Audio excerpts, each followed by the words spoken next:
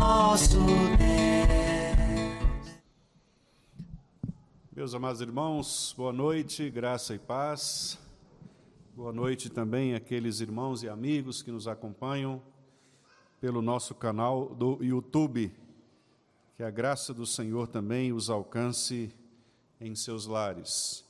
Meus amados irmãos, nós vamos dar continuidade então às exposições que temos feito a respeito do resumo da lei de Deus que está registrado no capítulo 20 de Êxodo.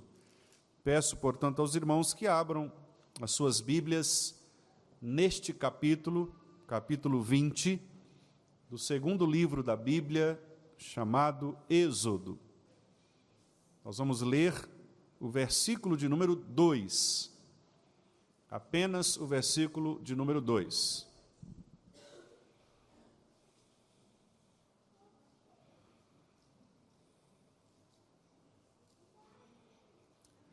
Vamos ler, meus irmãos, juntos, este texto da palavra do nosso Senhor. Leiamos. Eu sou o Senhor teu Deus, que te tirei da terra do Egito, da casa da servidão. Mais uma vez. Eu sou o Senhor teu Deus, que te tirei da terra do Egito, da casa da servidão. Vamos orar mais uma vez, meus irmãos. Pai Santo, querido Deus, nós estamos mais uma vez diante da voz do Senhor, poderosa para fazer infinitamente mais do que tudo quanto pedimos ou pensamos, porque a Tua voz age pelo poder do Teu Santo Espírito para convencer-nos da beleza do Senhor, de Tua santidade, dos Teus justos juízos e para nos endireitar no caminho do Senhor.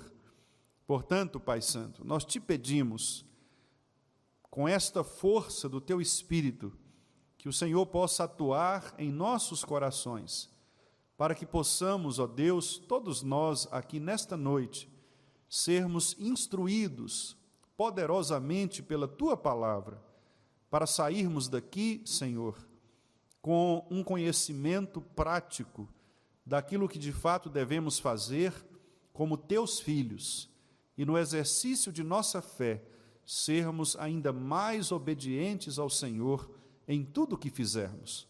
Que o Senhor nos abençoe, ó Pai, tanto individualmente, como coletivamente, como Teu corpo, como Tua igreja.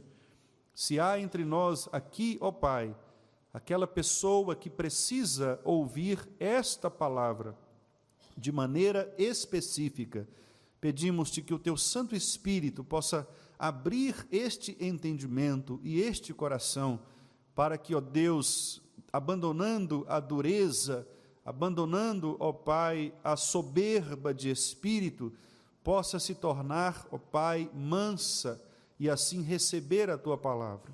E todos nós, Senhor, como igreja do Senhor, que sejamos mansos para ouvirmos a Tua voz, não endurecermos os nossos corações, mas, ó Deus, abrirmos os nossos ouvidos espirituais para, deste modo, Senhor, cumprirmos a Tua vontade. A Tua palavra nos diz, o Teu Filho Jesus Cristo nos disse, nós cantamos aqui nesta noite, que se nós de fato amamos o Senhor, nós guardamos os Teus mandamentos. Por isso, Pai, ajuda-nos a demonstrar este amor que temos pelo Senhor a partir da nossa obediência. E isto implica, ó Deus, dentre tantas outras coisas, ouvir a Tua palavra com atenção, guardá-la no coração, para que possamos praticá-la em obediência ao Senhor.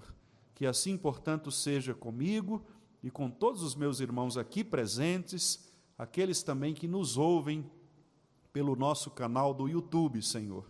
Que todos nós, atingidos por esta mensagem, sejamos humildes e receptivos à Tua palavra.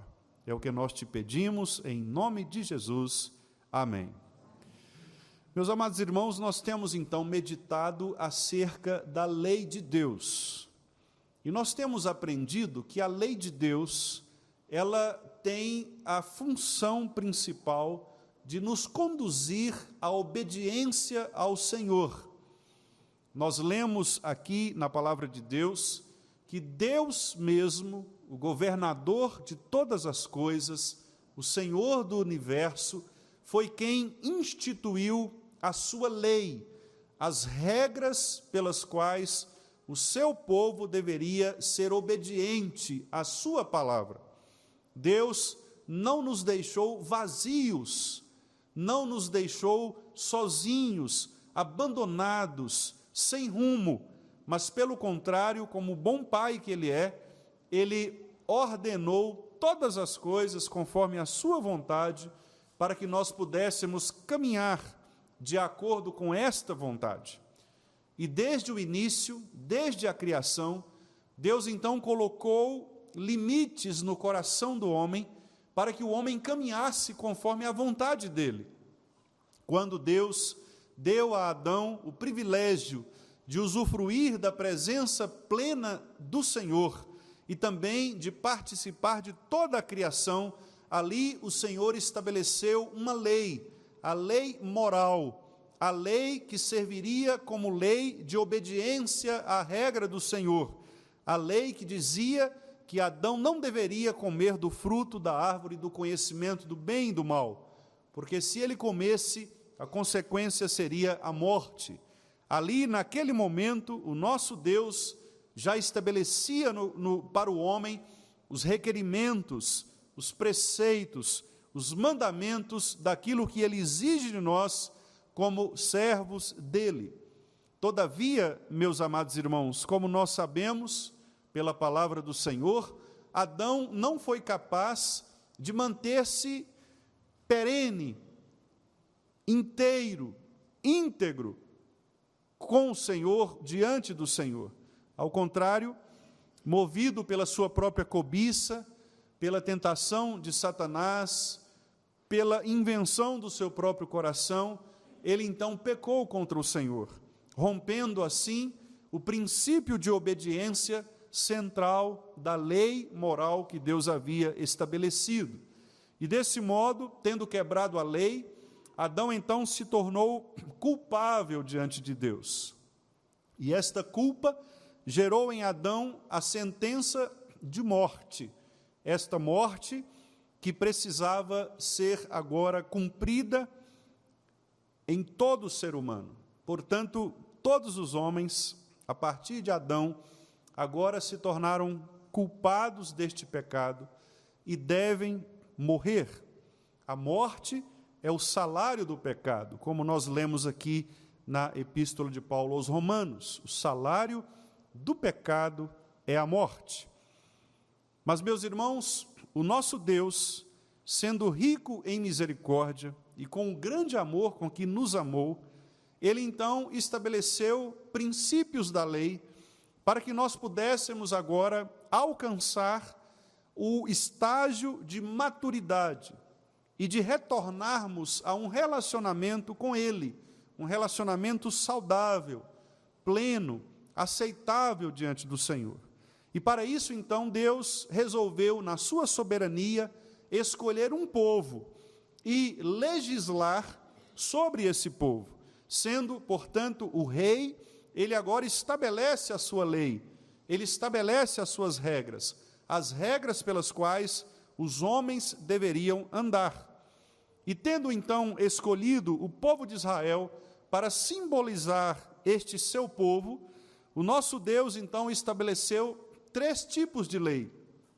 A lei cerimonial, que era aquela lei que constavam todos os requerimentos necessários às práticas religiosas, cerimoniais do povo de Israel, o modo como Israel deveria se comportar no culto ao Senhor, como, por exemplo, quais tipos de vestes eles deveriam usar, quais tipos de animais deveriam ser sacrificados, como eles deveriam ser apresentados ao Senhor. Nos mínimos detalhes, o nosso Deus orientou as regras cerimoniais, culticas, as regras religiosas do povo de Israel.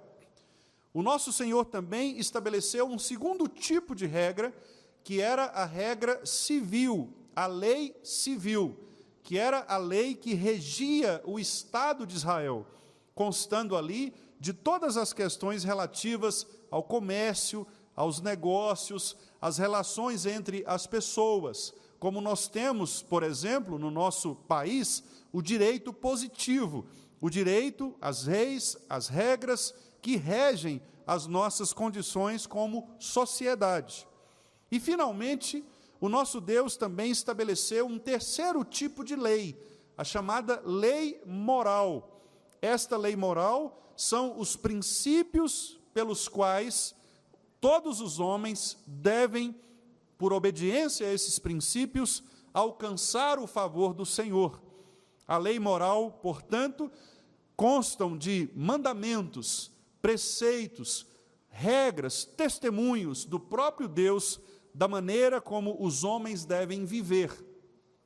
A primeira lei, meus irmãos, a cerimonial, ela foi cumprida na pessoa de Jesus Cristo. Por isso, por exemplo, nós não somos mais obrigados a trazer animais para serem sacrificados. Nós não somos mais obrigados, por exemplo, a usarmos um tipo de roupa específica, como as estolas sacerdotais que os sacerdotes usavam, porque estes preceitos, estas regras, foram todas elas cumpridas na pessoa de Jesus Cristo. Também a lei civil foi cumprida, porque ela é uma lei específica do Estado de Israel. Nós não pertencemos ao Estado de Israel enquanto político, sociopolítico. Nós pertencemos a um outro Estado, somos brasileiros. Então, nós temos a lei brasileira, a nossa Constituição e as leis subordinadas que regem as nossas relações civis. Portanto, a lei civil também não é exigida de nós para que a cumpramos. Mas a lei moral, meus irmãos, esse terceiro tipo de lei, é uma lei universal. É uma lei que foi dada para todos os homens em todas as épocas. Portanto, embora nós não precisemos mais cumprir a lei cerimonial, cumprir a lei civil, nós somos obrigados pelo Senhor a cumprirmos a lei moral do Senhor. Esta lei, como eu disse, traz todos os mandamentos de Deus, os preceitos, as regras, aquilo que Deus exige de todo homem, para que esse homem se relacione adequadamente com Ele, o Senhor do universo. Por isso, os 10 mandamentos, transcritos aqui, primeiramente neste capítulo 20 de Êxodo, e depois repetido lá em Deuteronômio, esses 10 mandamentos são aquilo que nós costumamos chamar de o resumo da lei moral de Deus.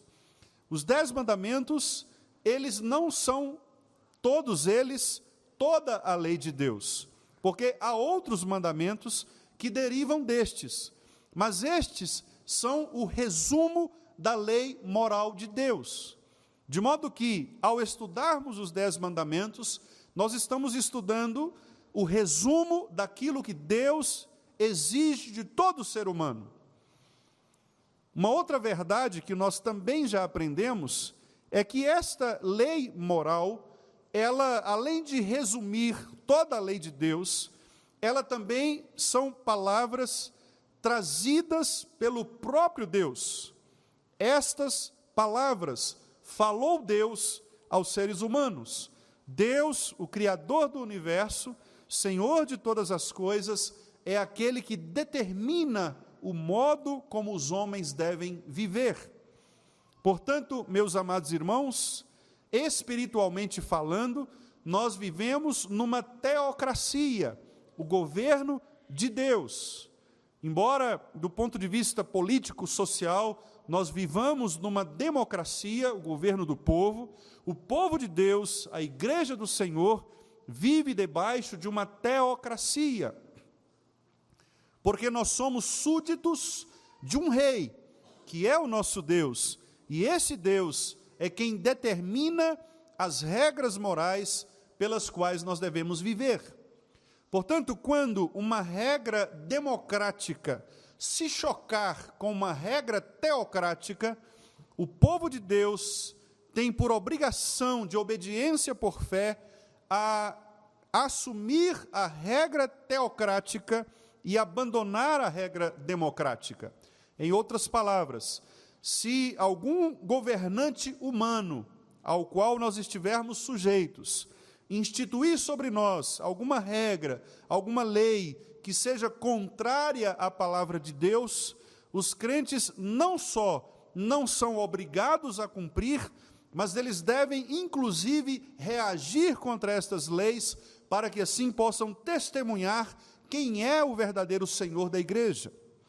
Por isso, muitos dos nossos irmãos foram, ao longo de muitos tempos e épocas, perseguidos, porque, não obstante estivessem debaixo de um governo humano, eles foram fiéis a Deus, como, por exemplo, Daniel e os seus amigos. Embora estivessem debaixo do governo de um rei, o Nabucodonosor, e depois, posteriormente, outros reis, eles jamais submeteram as suas condições morais, o seu comportamento espiritual a estas regras. Ao contrário disso, pela fé que tinham no Senhor, eles se mantiveram firmes na única lei moral que os crentes devem obedecer, a lei do Senhor. Por isso, o testemunho daqueles homens ficou registrado nas Escrituras como um testemunho de pessoas que, de fato e verdadeiramente, são fiéis ao Senhor. E muitos outros dos nossos irmãos também se comportaram dessa maneira. Quando precisaram se opor às leis humanas, eles fizeram isso por dever de consciência e de fé, por saberem que o único Rei sobre nós é o nosso Deus. Por isso, meus amados irmãos, ao estudarmos estes mandamentos, nós devemos ter em mente estas verdades, e especialmente o fato de que o que Deus exige de nós é a obediência. Esta, aliás, é uma das perguntas do Catecismo Maior. O que Deus requer de nós? E a resposta é: Deus requer de nós a obediência à sua palavra. É este, meus irmãos, o dever que Deus requer de todo crente. Deus não requer de nós nenhuma outra coisa. Deus requer de nós apenas a obediência à sua palavra. Porque se nós guardamos os seus mandamentos, esta é uma prova de que nós o amamos de todo o nosso coração, toda a alma, toda a força e todo o entendimento. Por isso, o dever do crente é, em primeiro lugar, antes de qualquer outra coisa, ser obediente à lei do Senhor, guardar no coração as palavras do Senhor, para que assim não pequem contra o Senhor. O puritano Thomas Watson afirmou que a obediência leva dentro de si a própria energia vital da religião, porque toda religião, ela exige obediência. Toda religião exige uma servidão a um determinado rei, a um determinado senhor, a um determinado Deus. No nosso caso, sabendo que nós estamos diante do único e verdadeiro Deus, nós devemos, portanto, a Ele, meus amados irmãos, e somente a Ele, toda obediência. Um teólogo conhecido, um erudito bíblico, Leon Morris, disse que para os homens do Antigo Testamento, Deus era um Deus de lei, e é impossível compreender parte da religião caso se perca isso de vista, o fato de que Deus era o Deus da lei, o Deus que prescrevia exatamente aquilo que ele requeriria do homem e dos seus servos. Por isso, irmãos, ao estudarmos os 10 mandamentos, nós devemos saber que estamos diante de um código moral, dado pelo Senhor do universo, Criador de todas as coisas, e que exige de todos os homens, não só da igreja, mas de toda a criação, a obediência a este código. Portanto, não apenas nós, crentes, mas também os ímpios, devem se submeter a esta lei.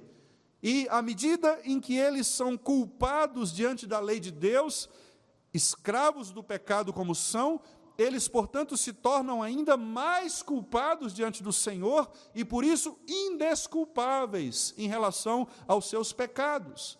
É exatamente este o argumento do apóstolo Paulo em Romanos, no capítulo 3. Quando Paulo diz que estes homens, mesmo eles tendo conhecimento de Deus, no capítulo 1 ele diz isso, eles negam o conhecimento de Deus, praticam toda forma de impiedade, e lá no capítulo 3, Paulo então diz que a lei veio exatamente para revelar a estes homens o quão pecadores eles são.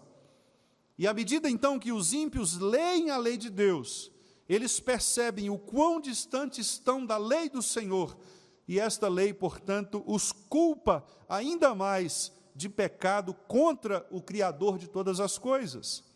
E à medida que eles negam a existência de Deus, colocando outros deuses, à medida que criam imagens de escultura, à medida que não glorificam o nome de Deus, honrando os seus atributos, não guardam o dia do Senhor, desonram os superiores, matam, adulteram, furtam, mentem contra o próximo e cobiçam coisas que não lhes pertencem, estas pessoas atraem para si, meus amados irmãos, a justíssima condenação do inferno.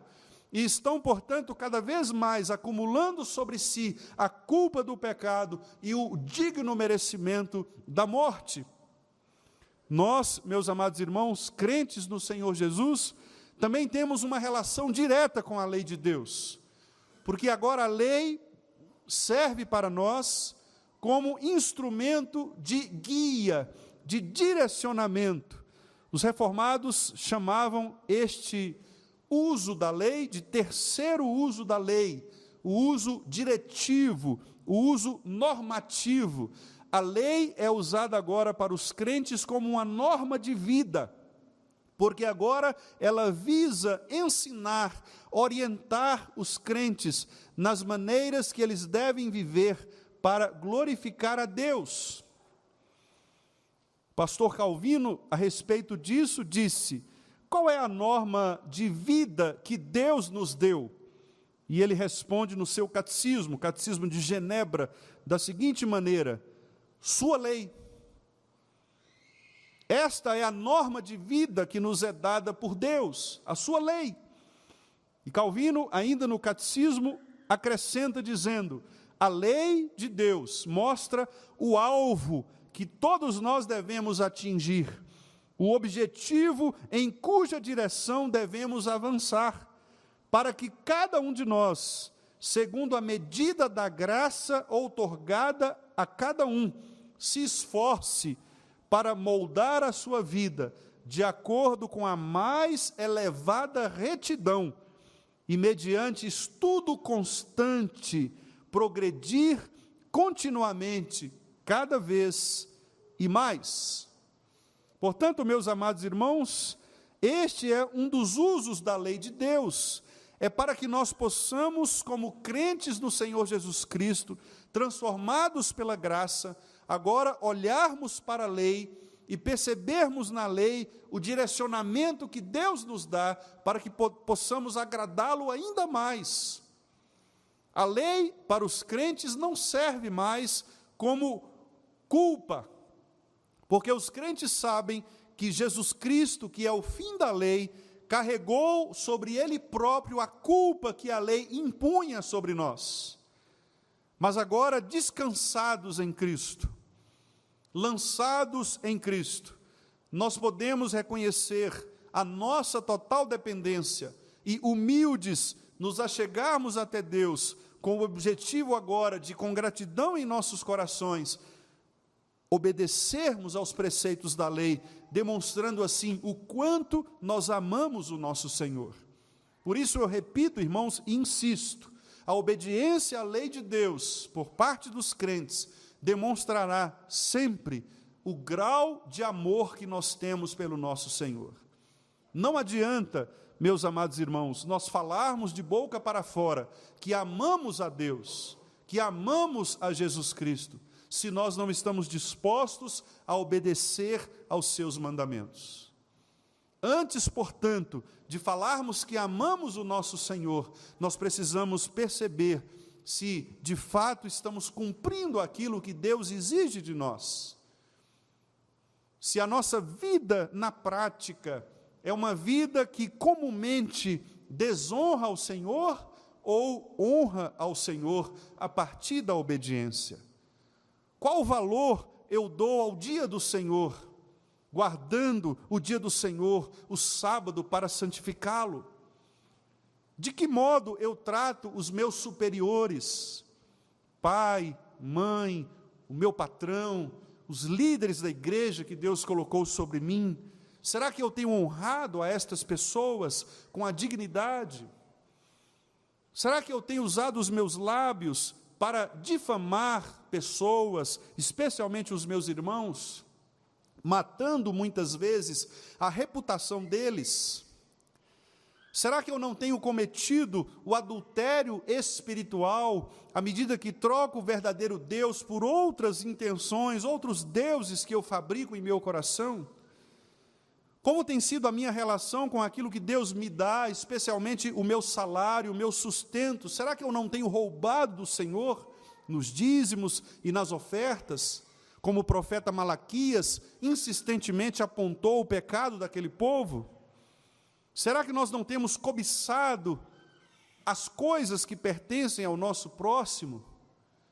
Portanto, meus irmãos, todas estas questões devem ser trazidas ao nosso coração individualmente, para que diante de Deus, o justo juiz, para que o Espírito Santo, que sonda, que prescruta o coração, possa de fato revelar as nossas faltas, e como disse o salmista Davi, que ele possa revelar até mesmo as faltas que nos são ocultas, porque muitos desses pecados, muitas dessas faltas, nós cometemos até mesmo sem percebermos que estamos cometendo, porque o nosso coração, que é enganoso, nos inclina para coisas que são perniciosas, e às vezes, sem percebermos, inocentemente, nós caminhamos para aquilo que desagrada a Deus, fruto das tentações de Satanás, bem como também da ambição dos nossos corações.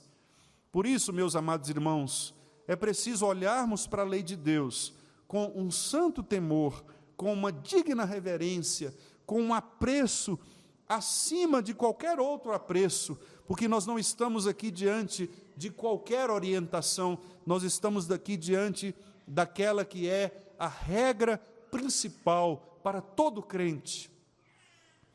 E, meus amados irmãos, isto ainda fica mais evidente a partir do versículo que nós acabamos de ler, o versículo 2.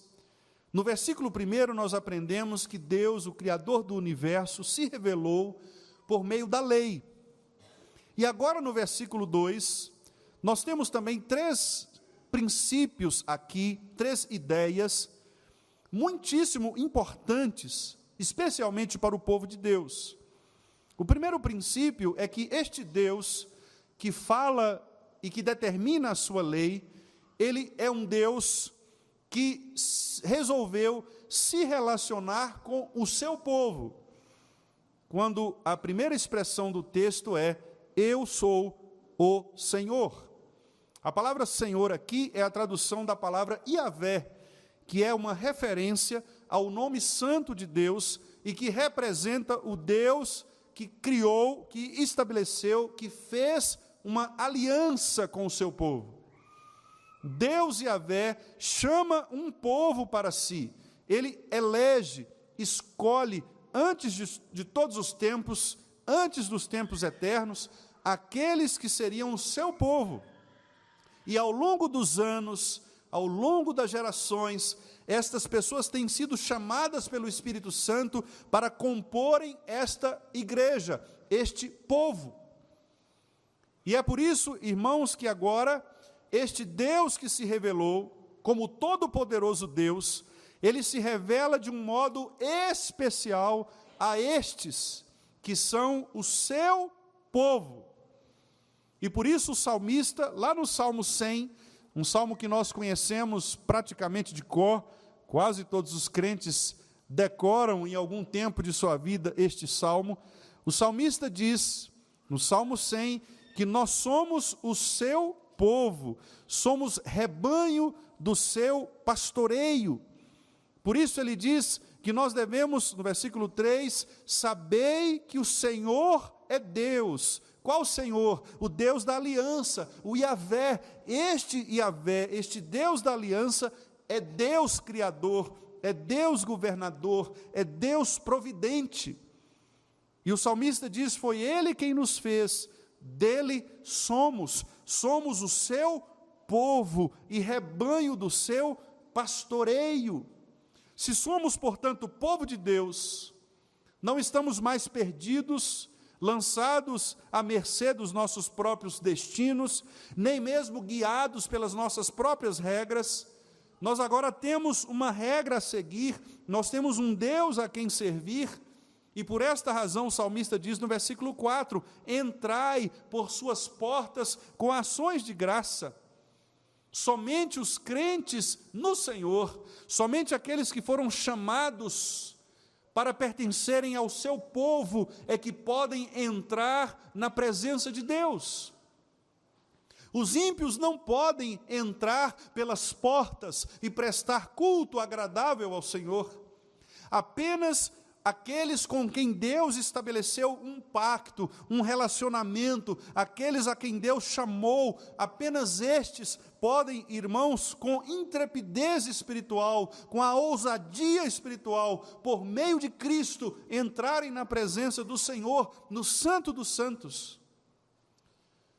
Por isso é agressivo diante de Deus, quando os ímpios querem oferecer ao Senhor obras de justiça, de autojustiça. É por isso que o nosso Senhor abomina todo e qualquer tipo de religiosidade, de pessoas que não compõem o seu povo, mas que querem por si mesmas alcançarem a salvação.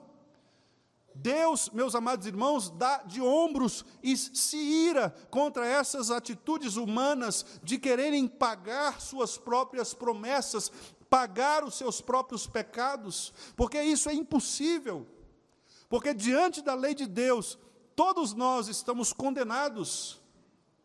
Não há quem possa cumprir a lei de Deus perfeitamente e ser salvo.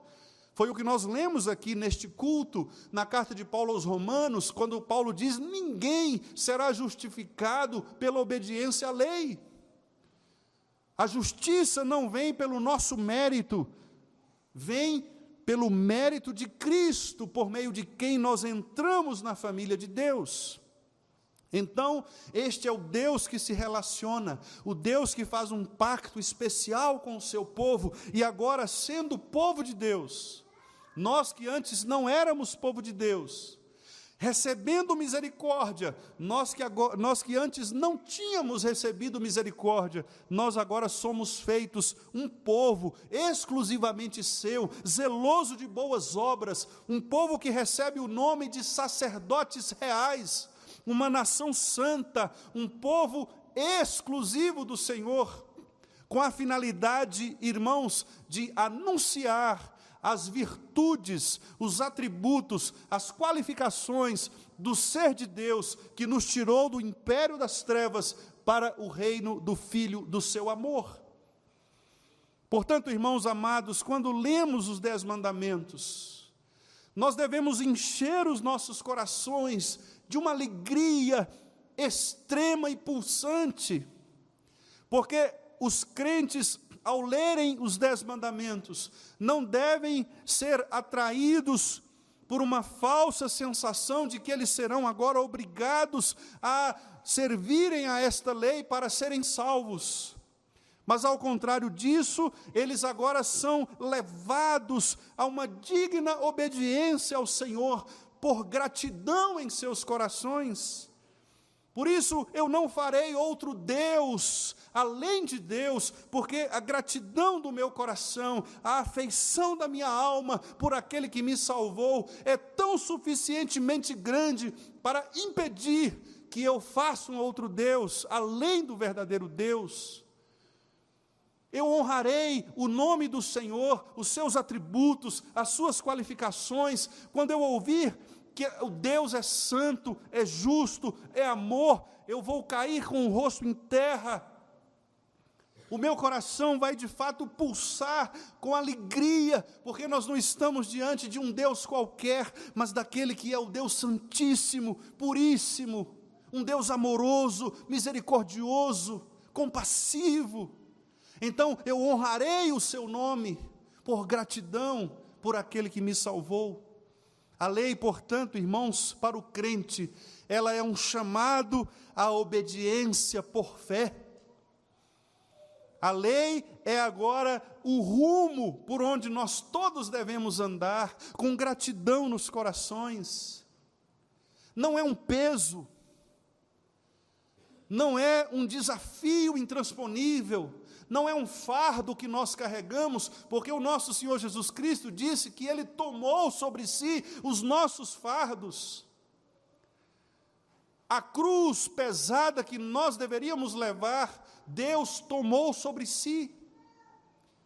E o fato de Ele ter tomado sobre si, portanto, nos dá, meus amados irmãos, a leveza de caminharmos na presença deste Senhor.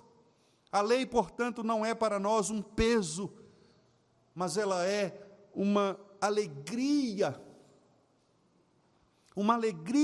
indizível, cheia de glória, quando agora nós podemos juntos, como igreja do Senhor, obedecermos à sentença da lei de Deus, que afeta nossa consciência, que nos faz caminhar para o trono da graça, confiados em Cristo, aquele que levou na cruz o peso da lei. E, meus irmãos, este Deus da aliança, o Senhor, Ele também se denomina e se apresenta ao seu povo como teu Deus. Aqui a expressão no original é uma expressão única, cuja raiz é a mesma raiz da palavra Elohim, que é a palavra Deus. Mas aqui aparece uma junção, teu Deus, para significar que, de fato, não é um Deus que surgiu e que, de alguma forma, se relaciona aqui e ali, mas é um Deus que constantemente estabelece com o seu povo um relacionamento de governo. Por isso, meus amados irmãos, lá em Deuteronômio,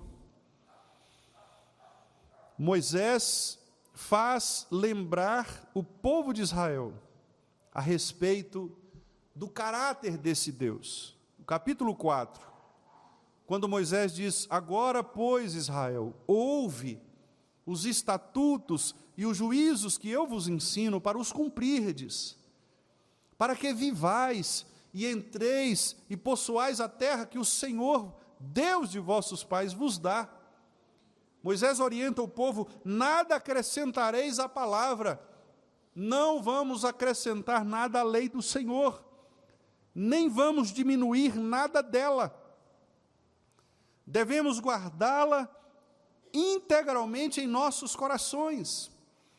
E no versículo 4 do capítulo 4 de Deuteronômio, Moisés diz: porém vós, que permanecestes fiéis ao Senhor, vosso Deus, é o teu Deus, todos hoje estáis vivos. Eis que vos tenho ensinado estatutos, juízos, como me mandou o Senhor. O bom profeta de Deus não acrescenta nem diminui das palavras da lei, mas ele ensina como mandou o Senhor.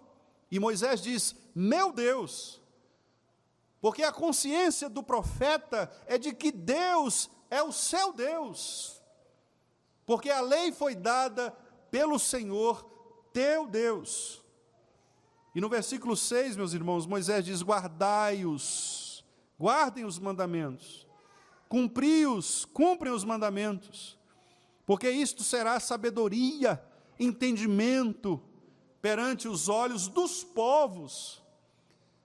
Meus irmãos, o maior testemunho que o povo de Deus pode dar é a obediência. Engana-se quem pensa que nós temos que copiar o mundo. Infelizmente, as pessoas acham que a igreja, para se tornar atrativa, ela precisa copiar os métodos do mundo.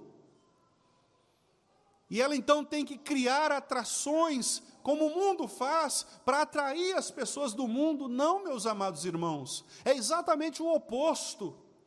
O impacto evangelístico que a igreja causa no mundo é quando ela se distingue do mundo por ser obediente à lei de Deus. Quando todas as pessoas, ou a maioria delas, usa o dia do Senhor para a prática de uma festa voltada para a sensualidade, o povo de Deus deveria estar reunido na casa do Senhor, porque esse é o dia do Senhor e esta é a nossa distinção. É por isso que Moisés, nos versículos 7 e 8, faz uma pergunta retórica, que é aquela pergunta que nós já sabemos a resposta. Veja como que Moisés é inteligente, sagaz aqui na sua argumentação, versículos 7 e 8 de Deuteronômio 4. Ele diz: pois que grande nação, pense numa grande nação, Estados Unidos da América, China, Rússia, são grandes nações. Que grande nação há que tenha deuses tão chegados a si, como o Senhor, o Yahvé, o nosso Deus, todas as vezes que o invocamos? Que Deus, meus irmãos, qual nação possui um Deus que ouve as suas orações, que responde o seu povo?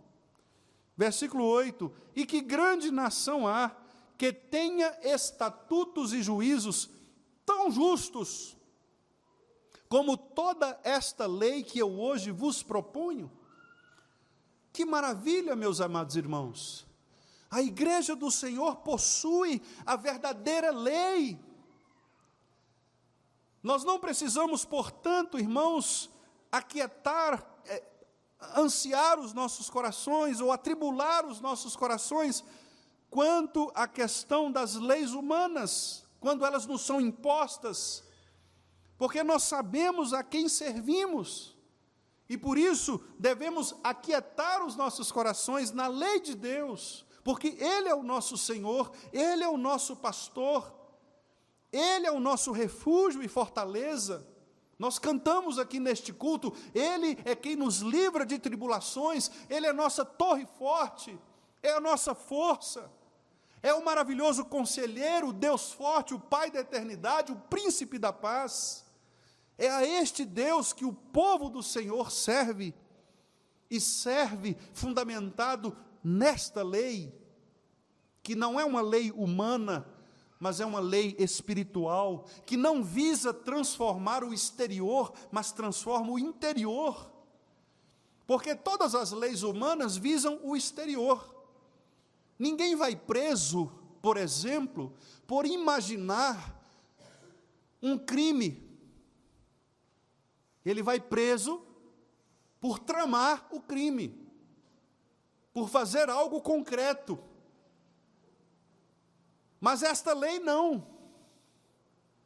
Esta lei pune até mesmo aqueles que pensam em cometer o crime, porque a lei de Deus, ela é espiritual e não exterior.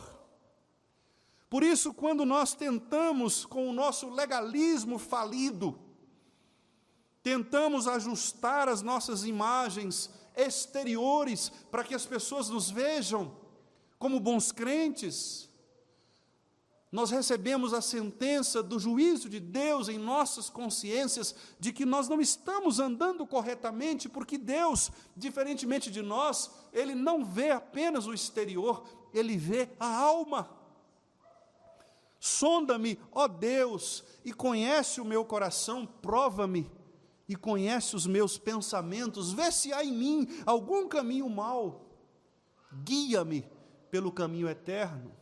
O crente sabe, meus amados irmãos, que diante da lei, nós estamos agora postos diante daquele que sonda os nossos corações, a nossa alma, que revela a nossa condição, o nosso caráter, mostra o nosso pecado, nos oferece a graça e municia os nossos corações com a verdadeira gratidão que devemos ter por este Deus, que é o nosso Deus, o Deus Todo-Poderoso Yahvé, o Eu Sou.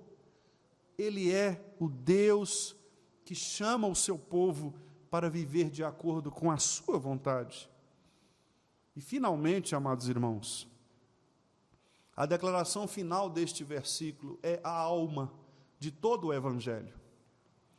Eu sou o Senhor, o teu Deus, que te tirei da terra do Egito, da casa da servidão. Este ponto nós veremos em todos os demais mandamentos. Deus, o Senhor, libertou o povo da escravidão do Egito. E nós sabemos pelo Novo Testamento que esta escravidão significou, na verdade, a escravidão do ser humano ao pecado. Nós lemos também ao longo desta liturgia o apóstolo Paulo dizer que antes nós éramos escravos do pecado, porque o nosso coração se inclina para as coisas do mal, para o pecado. Mas uma vez, irmãos, transformados pela graça do Senhor, pelo Espírito Santo do Senhor, nós agora não somos mais escravos do pecado. Nós não precisamos mais pecar. Na linguagem de Agostinho, se antes nós tínhamos de pecar, agora eu posso não pecar.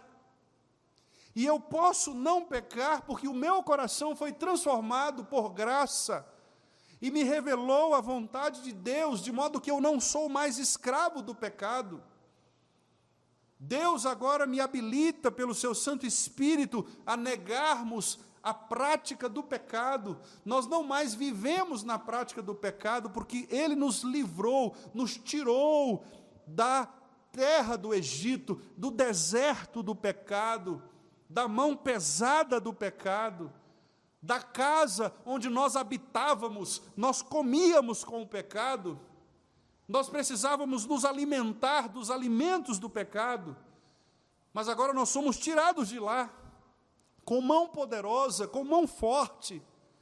O salmista, no Salmo 124, meus amados irmãos, também faz uma declaração fortíssima em relação a isto. Davi diz que se não fosse o Senhor que estivesse ao nosso lado, Israel que o diga.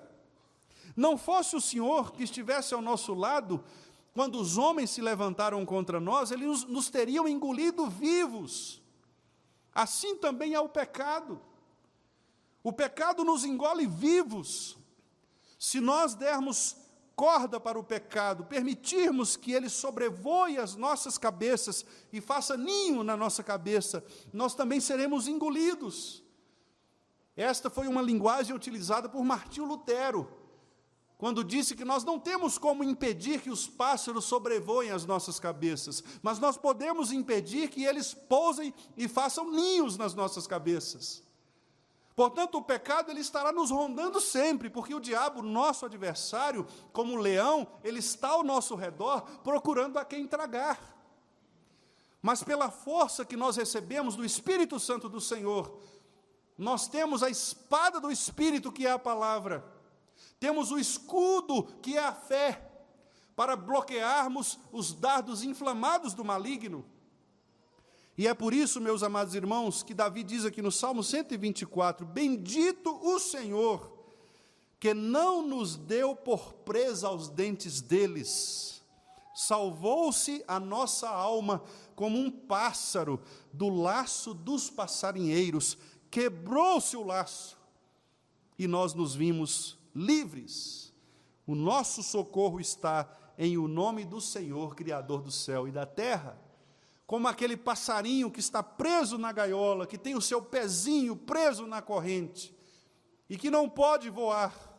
Assim é o ser humano quando está preso pelo pecado, nós estamos engaiolados. Mas uma vez, irmãos amados, que Cristo morreu por nós, pagando o preço da morte, Cristo abriu a portinha da gaiola, de modo que agora o Espírito Santo do Senhor nos convence de que lá fora é melhor do que lá dentro. Cristo quebra o laço, a algema, a corrente que nos prendia, e nós nos vimos livres. E a liberdade que nós temos é a liberdade para agora obedecermos de coração a lei do Senhor. Porque antes nós não conseguíamos obedecer à lei de Deus, porque o nosso coração se inclinava sempre para o pecado. Embora nós quiséssemos dar um passo além da grade, nós não conseguíamos, porque o pecado enlaçou o nosso pé de modo que a gente não conseguia sair, mas Cristo quebrou o laço. E agora eu e vocês somos livres para obedecermos ao Senhor e à sua palavra. Há quem confunda isso, há quem ache que nós somos livres para fazer qualquer coisa. Interpretam erradamente o texto de Paulo, quando Paulo diz que agora nós não vivemos mais debaixo da lei, sim da graça. E eles fazem aquilo que Judas condenou e que Pedro condenou, que é transformar a graça de Deus em libertinagem, porque pensam que agora podem fazer o que quiserem fazer. Mas não é esta a liberdade que a palavra de Deus institui sobre nós. Interpretam o texto de Paulo, quando Paulo diz, onde há o Espírito de Deus, aí há liberdade, como se também fosse uma oportunidade para nós não mais encaixarmos as nossas vidas à lei moral. Também é um erro, porque tanto em Judas, em Pedro, quanto em Paulo, a liberdade ali, meus irmãos, é a liberdade espiritual de agora sermos obedientes à lei de Deus. Nós podemos não pecar com a força que o Espírito de Cristo nos dá. Nós somos livres agora para obedecermos à lei do Senhor, porque o Senhor, teu Deus, te tirou do cativeiro espiritual. Você e eu não somos mais obrigados a pecar. Você pode resistir ao diabo e ele fugirá de você. Você pode dizer não ao pecado e ele enfraquecerá diante de você. Aqueles que se humilharem na presença de Cristo, lançando sobre Cristo as suas dificuldades, as tentações de suas almas, eles receberão de Cristo o poder para vencerem o pecado, porque o Deus que instituiu sua lei é o Senhor nosso Deus, que nos libertou do império das trevas e nos trouxe para o reino do Filho do seu amor.